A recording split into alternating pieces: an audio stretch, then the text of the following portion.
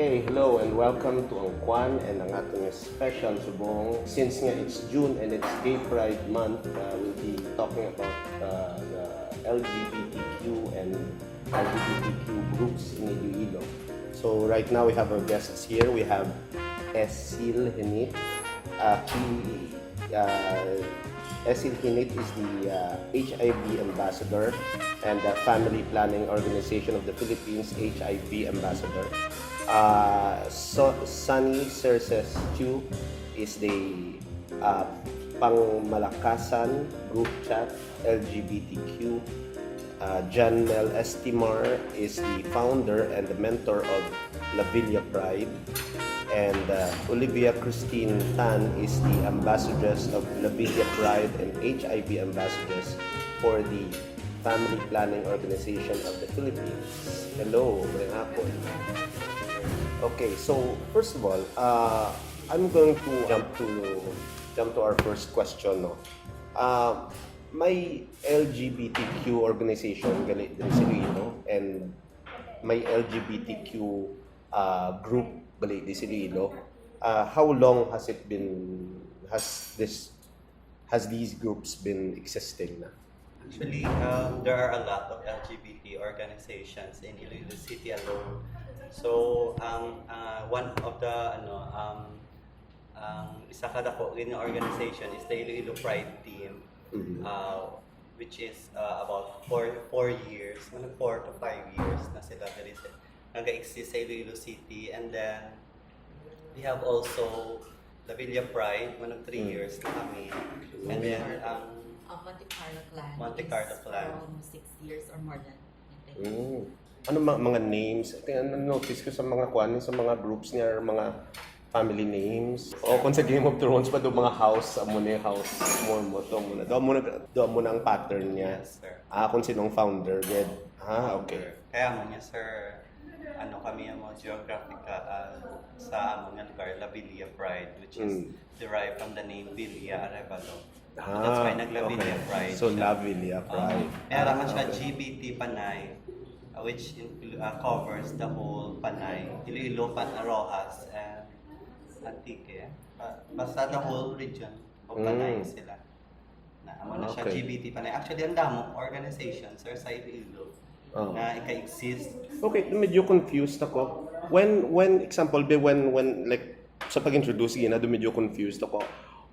When I introduce you, example sa imo sir, since nga you are LGBTQ, do I refer to you as sir or anong proper gid nga do? Sa ako sir lang. Okay lang na yan. So okay, in order to know kung ano ang i-address mo sa tao, sir, you have to ask that person as a sign of respect, sir. Kaya since gender is fluid, we might not know, kisaga baylo-baylo, mayroon man niya nga girl siya, gusto niya tawag siya, yes sir. Mayroon niya nga lalaki siya, ang iyang appearance is pa-men, gusto niya i-address siya as ma'am. So amo na siya, sir. So the right way to know what will occur ang i-address mo sa person, pamakuton mo siya, ma'am, what would you like to address you? Pero like sa inyo, kundi sa imo sir, sa imo ya miss, sa imo ya sometimes miss and madam. Nice. For me, I'm fine with anything because I am very understanding because we can please people. So there are people who see you physically. So if you look manly, they're going to address you as sir. if you look like girly, then they'll address you as ma'am. So I'm okay with anything as long as it is addressed with respect.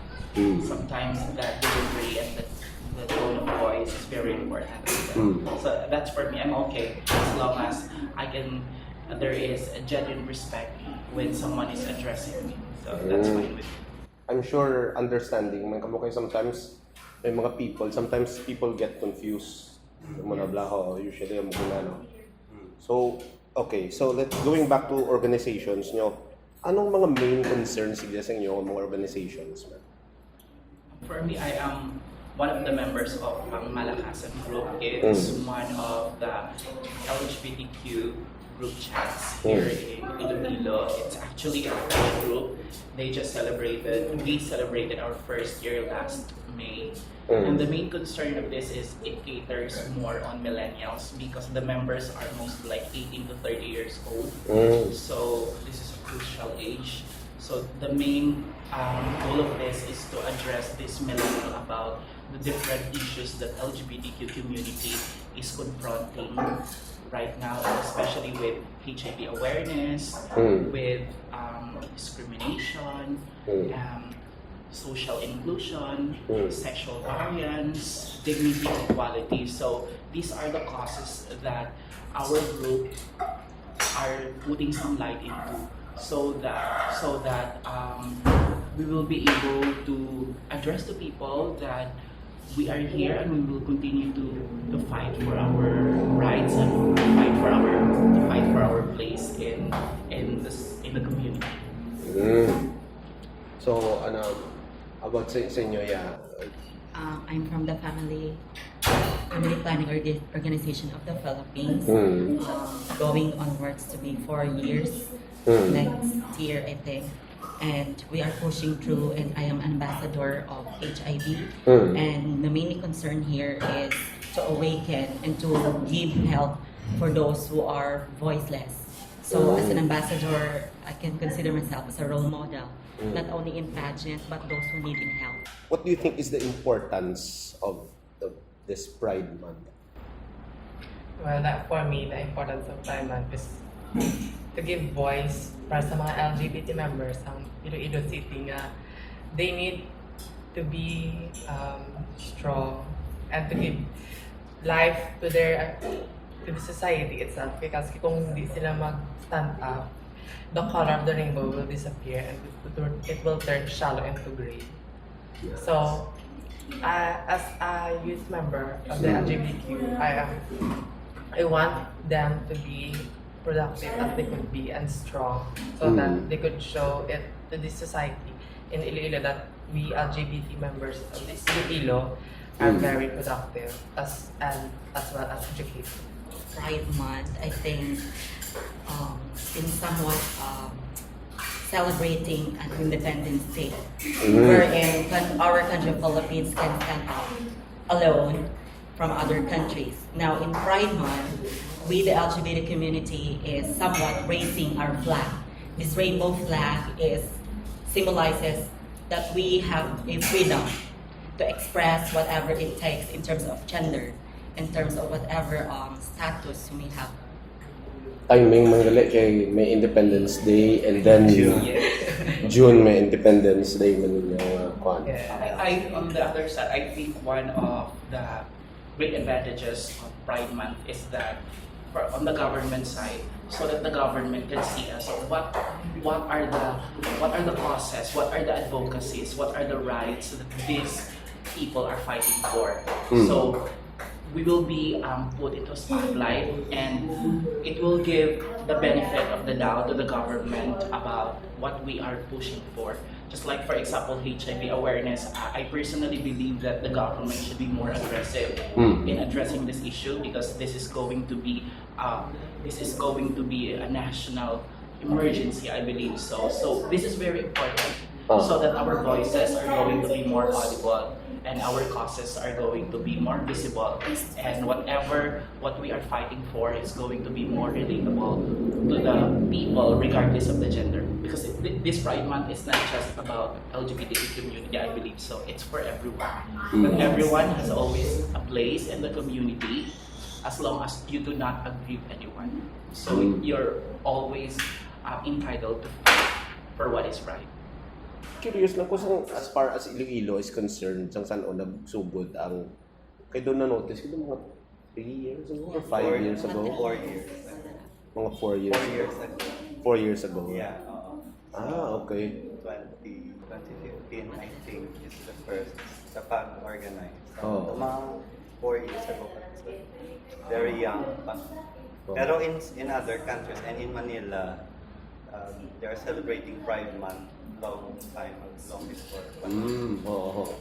How can a Pride March push for LGBT rights? Well, actually, Pride March is very important, sir, because during Pride March, direkta lang mapakita sa tao or sa community or in society ang ating mga causes. Like, because in LGBT causes, there are a lot of mga branches, mga causes na gina-push ka. May HIV, may equality and diversity. So, very complex ang mga causes na gina-fight during Pride March. So, very important ini siya is because makita man sa society ka para maging aware ang society kung ano man ang aton na voice nga ginapakipaglaban since we are facing a lot of problems na as a community. And this is also, I think, an eye-opener for those people who do not accept LGBTQ members as well. Because these people who do not accept yet, they are going to think like, wow, this group of community are being accepted now by the government, by the community. So they are going to there is a question that they are going to ask to themselves that, why can't I? So it really pushes the rights of LGBTQ community, and it gives brighter colors or enlightenment to those people who cannot accept yet. And maybe in the future they can, because we will always continue to do this Pride March so that people can see us with brighter colors. All the facets of the ring. So far, what has your groups done so far? The FPOP, ano aside from being connected to give birth, to have assistance, health services, and at the same time, I've been connected with that, in the FPOP, and it's because of the pageant. And after I won to do this pageant, now I have an advocacy now to keep pushing, moving forward. So it's more about rendering service about the society and community. For me, because we cater more about millennials, we really want to promote HIV awareness and HIV education. We had pageant that will pick an ambassador and ambassadress that will promote the causes and advocacies. So the causes are like HIV awareness and also to help those people in rural areas. So this would really benefit a lot of people today, because this will give a lot of people the right information, because at the end of the day, the right information about HIV is always our power towards prevention, and that's we will keep pushing to, because the numbers show that we have not moving forward about HIV awareness, about HIV education. We have a lot of non-profit organizations and even the government is really pushing this, but why the numbers do not show that we have accomplished so much, that we had made such an exponential progress in combating HIV, but why haven't our perception of those with the virus evolved outside? So we will keep pushing it, because still we do not see a concrete answer to these causes that we are fighting for. So these group chats are very important, especially in the community, because it reaches out people. It gives sense of inclusivity and belongingness, and that's so important in the LGBTQ community. So sa inyo, yeah. So in La Villa Pride, In La Villa Pride since 2017, La Villa stood up for itself, and I represented La Villa Pride in the HIV Ambassador pageant.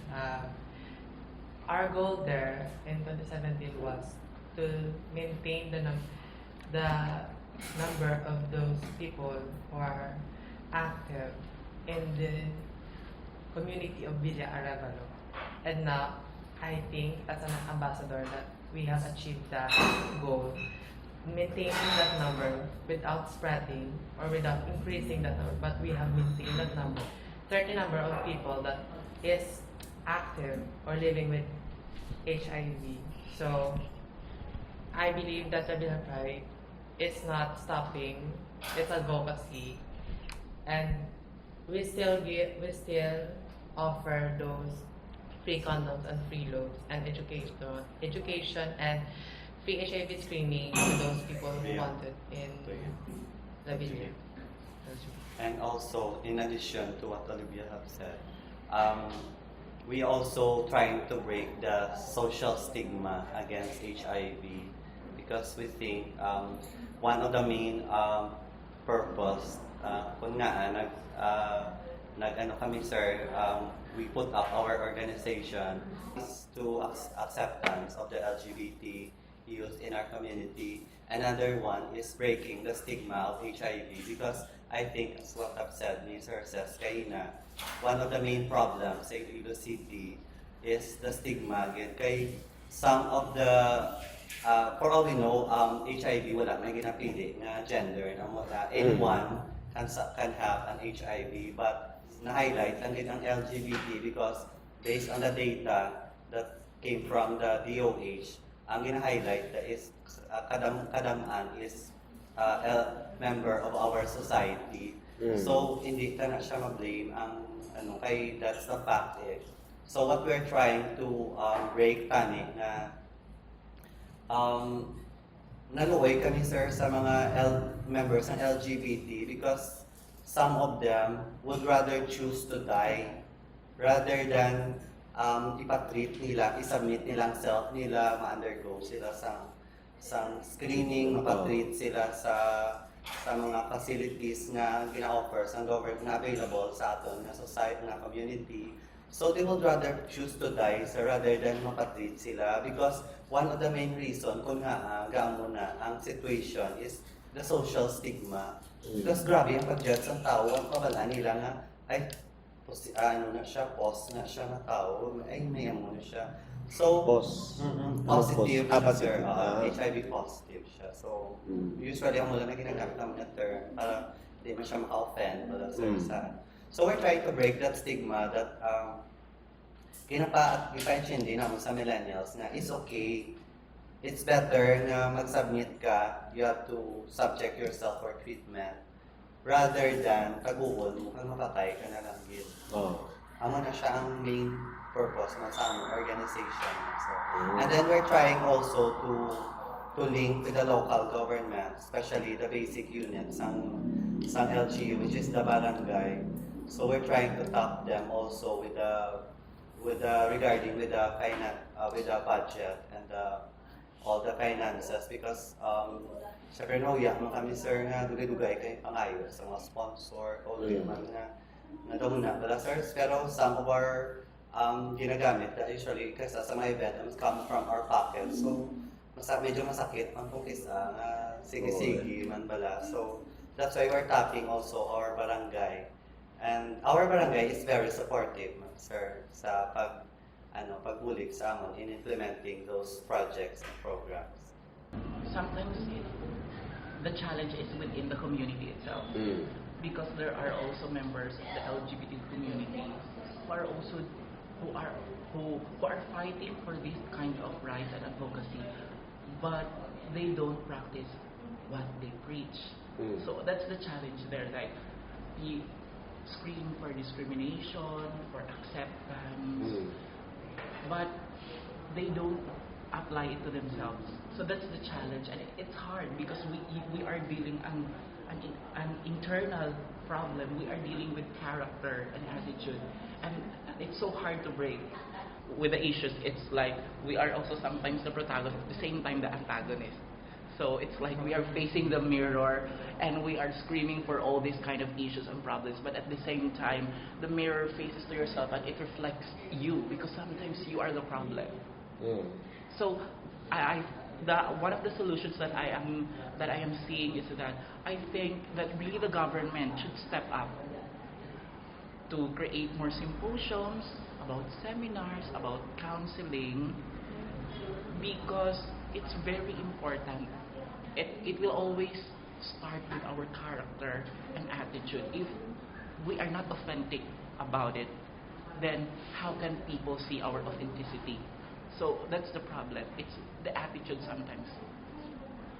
One of the challenges ng amon yung organization is that ang iban, sir, nahuya silang come out. Because there are still Family problem. Oo, may mga discreet, may mga amamo na siya. So I believe, sir, na Iloilo City, Gitman, is very young.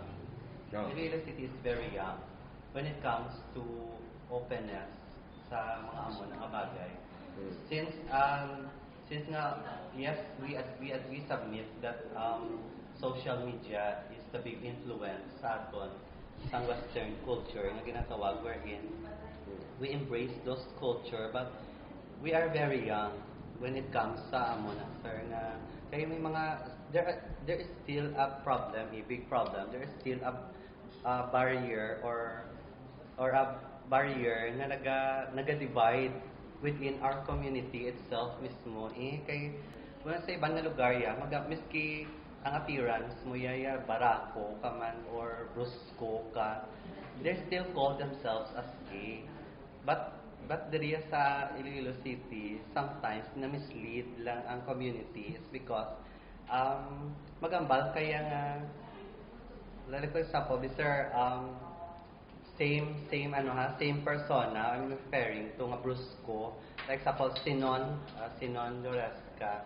So, Sinon is an openly gay. So, kung sa iba niya nga, in other countries, magamba kaya nga gay sila.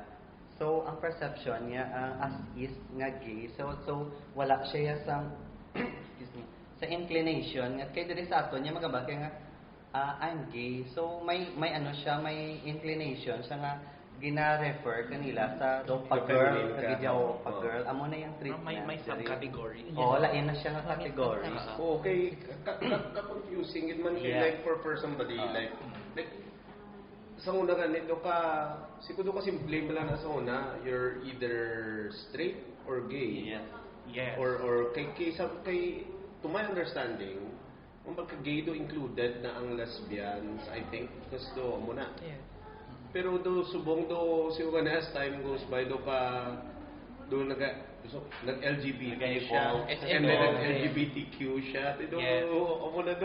Siguro ba sibla nga, I'm sorry if I offend you, pero siguro ba sa lakas na may lugar pag na isa ka. Actually, damdam, there's a lot of, na siya, sir, there's a lot, damdam na LGBTQ++ and everything. Damdam pag ina siya, sir, ato sa punta. Kung LGBT means, lesbian.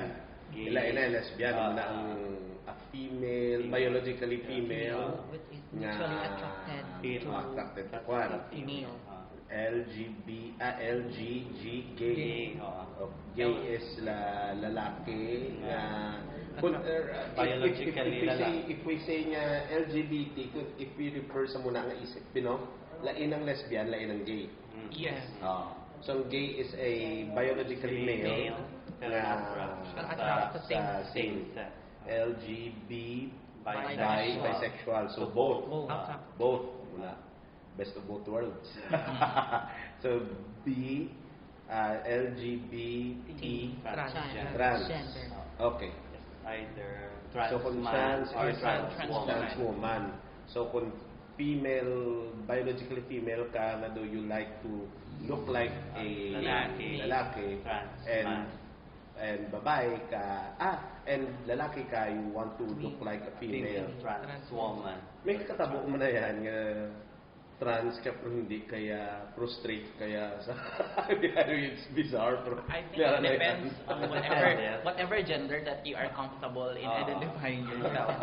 If you look kay a man and and you tell yourself that I'm transgender, then you're transgender.